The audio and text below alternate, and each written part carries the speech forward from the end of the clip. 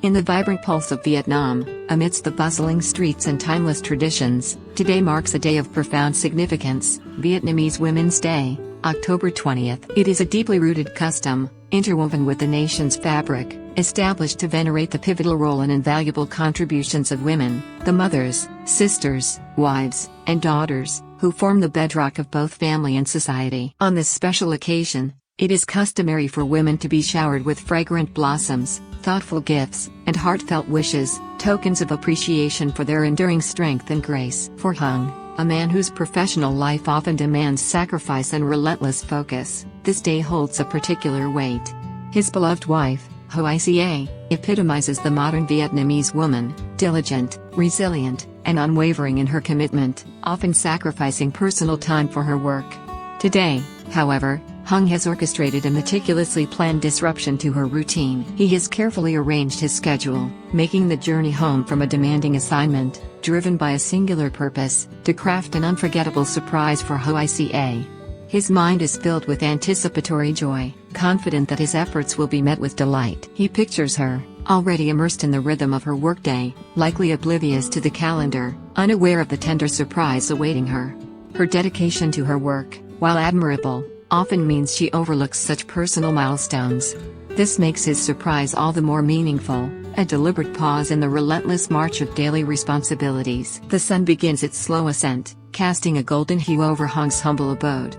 He moves with a quiet efficiency, his actions imbued with a deep affection. The house must be transformed, every trace of his early return concealed.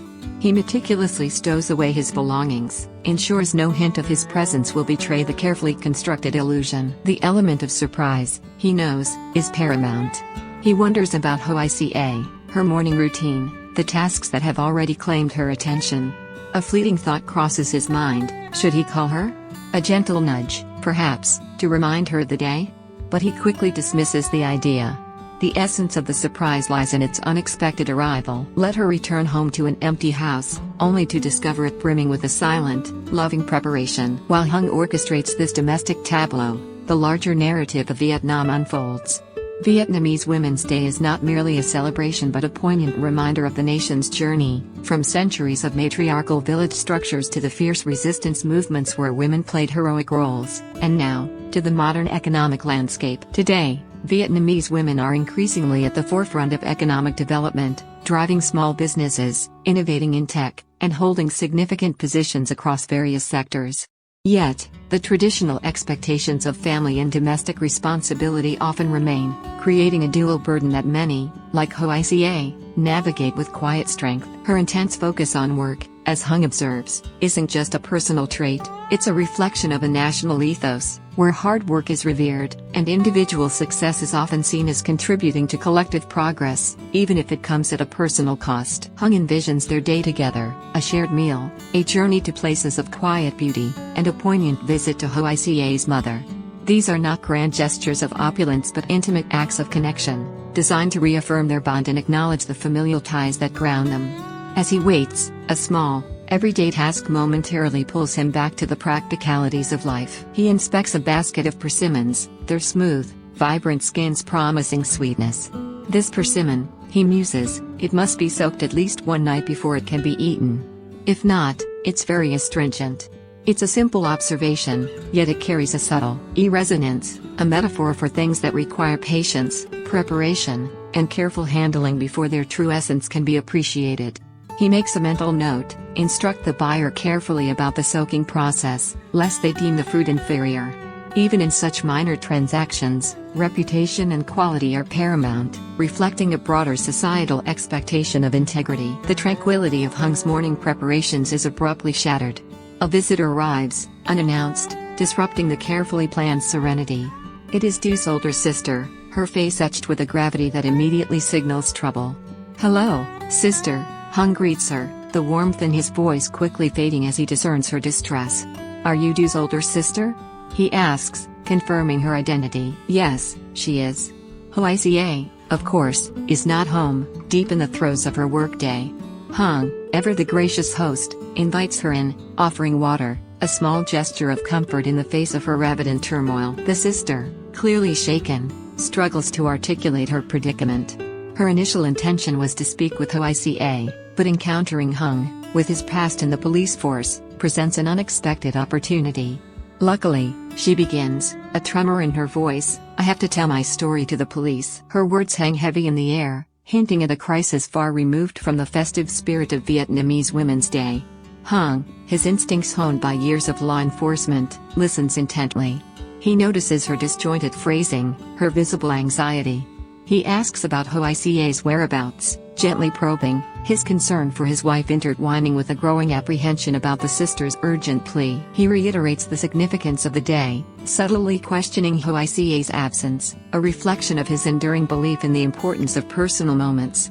The sister, perhaps defensively, perhaps out of genuine understanding, attributes Lyhoaica's relentless work ethic to a single-minded dedication, a woman who just focuses on work all day and doesn't pay attention to herself. This observation, though meant to explain Lyhoaica's absence, underscores a broader societal concern in rapidly developing nations like Vietnam. The relentless pursuit of economic stability often overshadows personal well-being and the observance of cultural milestones. The sister's narrative unfolds, revealing a predicament of significant proportions. "A few months ago," she recounts, "the agency assigned me to manage a local project. During the implementation period, I don't know how the investor did it, but when I checked the documents, there was a huge shortage of money. That amount of money was very large." Her voice, initially hesitant, now carries the weight of despair.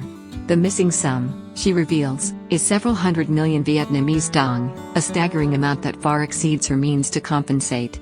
The project, she emphasizes, was a national project, underscoring its scale and public importance. This confession immediately shifts the tone from personal celebration to a pressing national concern. The mention of national projects and missing money immediately invokes the specter of corruption, a persistent challenge for many developing economies, including Vietnam. Large-scale infrastructure and public works projects, vital for national growth and modernization, are often vulnerable to malfeasance, siphoning off resources intended for the public good. Hung, with his background, immediately grasps the gravity of the situation. He presses for details, seeking to understand the mechanics of the alleged crime. "Usually, state projects like that are contracted by your side, right?" he queries, his tone analytical, probing. "If so, how could such a large amount of money be lost?" "It's probably because your side didn't manage closely, so your subordinates took a lot of the core of the project, then this situation came to pass." His assessment, stark and direct, highlights the systemic vulnerabilities that can plague even well-intentioned national endeavors. The sister's predicament is a microcosm of a larger struggle for transparency and accountability within Vietnam's public sector. For years, the Vietnamese government has grappled with the issue of corruption, launching extensive anti-corruption campaigns, establishing specialized bodies, and enacting stricter laws. These efforts, often publicized as blazing furnaces or sweeping brooms, aim to restore public trust, attract foreign investment, and ensure equitable development. Yet, as the sister's story tragically illustrates, the challenges persist. Missing funds in national projects not only represent a direct financial loss but also erode public confidence in governance, distort market mechanisms, and ultimately impede the nation's progress towards its ambitious development goals. Such incidents can deter both domestic and international investors, who seek environments of legal certainty and ethical conduct. The sister's fear is palpable. She is not just worried about the financial loss but also the legal ramifications, the potential damage to her reputation, and the ripple effect on her family. She had initially sought hoai, perhaps hoping for a softer, more familiar, but now finds herself confiding in Hung, a former law enforcement officer. Her desperation is evident in her plea. Now, can you help me see if this is the case? Can you help me? I'm asking you for real. She reveals her reluctance to burden Du, Hoaica's brother, with this heavy news, especially given Du's recent struggles, hinting at a past period of depression. The family's emotional well-being, she implies, must be protected, even at her own expense. This decision, while born of love and protection, also highlights the societal pressure to maintain a facade of strength and stability, even when facing internal turmoil. Hung's response is pragmatic, his legal training guiding his counsel. He acknowledges the weight of her concerns, the emotional toll this crisis is taking. Why didn't you tell your younger brother about such a big matter, such a large amount of money? He gently scolds, emphasizing the importance of familial support. We two sisters have to take care of each other. Because you signed the wrong contract, you have to take responsibility, so now you should tell your younger brother. We sisters share with each other. He understands her desire to protect Du, but also stresses that in matters of such gravity, isolation only compounds the problem. He assures her that he understands her protective instincts towards Du, wanting him to be comfortable to do business after a period of hardship. However, Hung's advice is firm: this is a matter for official channels. Hung's demeanor, though sympathetic, maintains a professional detachment as he advises Du's sister. He knows the intricacies of the legal system, the precise protocols required for such serious allegations. I'll tell you the truth, he states with regrettable honesty, I just transferred jobs and I no longer work in this area. I can't help you investigate. His words are delivered not out of a lack of willingness, but from a clear understanding of jurisdictional boundaries and personal ethical obligations. If there's anything, you can just report to the police. This isn't a dismissal, but a redirection to the appropriate authority. He offers what support he can, promising to leverage his past connections. I'll ask my old colleagues to pay more attention to this matter of yours to resolve it smoothly, so you won't have to be misunderstood. He acknowledges the potential for reputational damage, noting that her superiors, and the public, might already harbor suspicions given the scale of the missing funds. Your superiors probably misunderstood you, right? The boss also knows. Losing such a large amount of money, the boss probably misunderstood too. The sister's hesitation is deeply understandable. In man-wise societies, particularly those with evolving legal frameworks and persistent social hierarchies, reporting internal malfeasance can be fraught with peril. There's the fear of retaliation, the stigma of being associated with a scandal, and the potential for a prolonged and arduous legal battle that drains resources and emotional energy. She articulates her reluctance, actually, rather than, I don't want to report to the police yet. Now I want to investigate myself. This impulse to self-rectify, to quietly resolve the issue without involving official bodies, is a common one, often born from a desire to protect one's reputation, the organization's image, or simply to avoid the perceived messiness of legal proceedings. She clings to the hope that Hung, with his knowledge, might still offer a private, expedited path.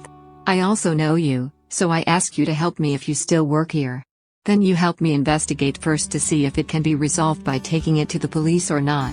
I have to compensate that amount of money, it's too big. Hung, however, remains firm, understanding the dangers of such an approach.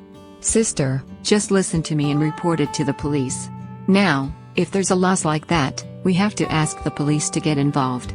There's nothing to be shy about. He recognizes that her attempt to self-investigate would not only be ineffective against potentially powerful or sophisticated actors but could also compromise any future official investigation, or worse, expose her to further liability. He identifies the core of her fear. What you mean is that you're afraid of affecting your boss's reputation, right? You're the victim, and so is the boss. In this statement, Hung not only validates her concern but also repositions her, and by extension, her superior, as victims, shifting the narrative from potential culpability to the need for justice. He reiterates the critical point: now, sister, just listen to me. Go straight to the police and report it because you're the victim. You have the right to report. His words underscore a fundamental tenet of the rule of law, the right of a victim to seek redress through official channels, a right that should not be undermined by fear or external pressures. He concludes by reassuring her that her confusion is natural given the unprecedented nature of her ordeal, but that the police are equipped to handle such complex cases. They will come and work. Now, how can you handle it yourself? Can you investigate with the police? Sister, listen to me. Go home and report it to the police. When the matter is revealed, you'll have a hard time. Thanks for the police's intervention. Thank you, I will listen to you. I will go home and report to the police. The sister, though still visibly distressed, finally yields to Hung's resolute counsel. The weight of her decision, though terrifying, is also a first step towards resolution. Hung, ever the guardian, offers a final piece of advice. If anything happens, just calm down, there's no need to panic. If you can help me with anything, you can help me. Otherwise, I'm very scared because the amount of money is too big. Okay, you can rest assured. If anything happens, I'll call my old colleague later. Yes, I'll go home and go to the police. With a final, shared moment of water, a symbol of refreshment and clear thought, she departs, embarking on a path fraught with uncertainty but also the promise of justice. Hung watches her leave, a somber reflection momentarily clouding his face. Poor her, he thinks, maybe she didn't pay attention, but now this has happened. Her plight, a stark reminder of the ethical challenges inherent in large-scale national development, momentarily overshadows the joyous anticipation of his day. But life, as always, continues its relentless rhythm. Hung cannot allow the weight of the world to derail his meticulously planned surprise for Lyhoaica. He shifts his focus, pushing the anxieties of corruption and legal battles to the back of his mind, for now. Now she's just waiting for the police to come back. Why are you so late today? He mutters, his thoughts returning to his wife. He resumes his preparations with renewed vigor, determined to create a haven of happiness, a momentary escape from the demanding realities outside their home. Every detail is perfect, every item concealed, ensuring that Lyhoaica's return will be met with genuine surprise. And then, she arrives. Lyhoaica came back and said hello, a voice from the shadows, causing her to jump. Hung steps out, a radiant smile on his face, holding a vibrant bouquet of flowers. You made me jump, she exclaims, her surprise turning quickly to delight. Today is Vietnamese Women's Day, he announces, his voice brimming with affection. On this occasion, I have a bouquet of flowers for you. I wish you will always be beautiful and be a wonderful woman in my heart. I'm from my office. I'm taking time off to come home and surprise her. There you go. Happy Vietnamese Women's Day. His gesture, simple yet profound, encapsulates the day's true meaning, a celebration of love, appreciation, and shared life. He then unveils the culinary delights he has prepared. I've prepared all the food, go take a bath and change clothes to eat. Today I'll take you out to play, I know a very nice place. His plans extend beyond the meal, promising an afternoon of exploration, a visit to 3 very beautiful places she has never seen before, culminating in a poignant visit to her mother's home. This blend of romantic outing and familial duty highlights the intricate balance of modern Vietnamese life, where tradition and contemporary desires often interweave. Later, they will pick up their son, Tony, after school, ensuring the day is complete with their family. Lyhoaica, overcome with emotion, expresses her gratitude. Thank you for this surprise gift. I really like you. Go take a bath. I'll prepare the food so we can eat together, then we can go. Her words are simple, yet her eyes convey a deeper appreciation for the thoughtfulness and effort behind Hung's surprise. She retreats to freshen up, and Hung begins to plate the meal. Today I made this delicious dish, he announces as she returns, her curiosity piqued. What dish did you make? I've never seen it before. She asks. This is pho cuon, he explains, referring to the fresh, unfried spring rolls, a lighter variation of the iconic Vietnamese pho. On the way home I thought, let's eat this, Cho. The weather is a bit hot today. I made this dish. It's simple to eat, very safe for your health. Go get your clothes and bathe. Hoa is so beautiful and fragrant. His choice of dish reflects a practical understanding of the climate and a tender concern for her well-being, preferring something simple to eat, very safe for your health. As they sit down to eat, Lyhoaica reflects on Hung's unwavering dedication.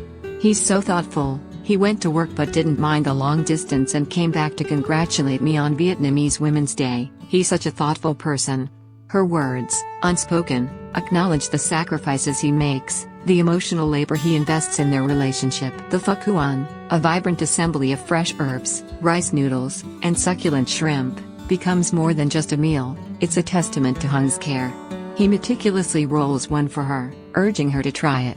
"This one has a lot of raw vegetables, it's very cool," he explains, highlighting the health benefits. Their conversation flows easily, a comfortable rhythm established over years of shared life. Lyhoaica reiterates her appreciation for his romantic gestures, his consistent thoughtfulness, despite her own self-proclaimed quiet and dry nature. Hung reassures her, "For me, it's okay, I just need us to truly love each other, all efforts will be successful." Their exchange subtly underscores a core aspect of Vietnamese family values: mutual understanding, patience, and perseverance are key to a lasting relationship, transcending superficial expectations. As they savor the meal, Hung emphasizes the importance of vegetables, a staple of Vietnamese cuisine, for good health. He skillfully peels shrimp for her, a small act of service that speaks volumes. The conversation eventually turns to more practical matters. Lyhoaica, enjoying the freshness of the meal, brings up a recurring need: "But when are you talking about buying it? Give me a refrigerator and a rice cooker for my convenience." "No, right now I don't have a refrigerator to preserve these foods, they'll spoil.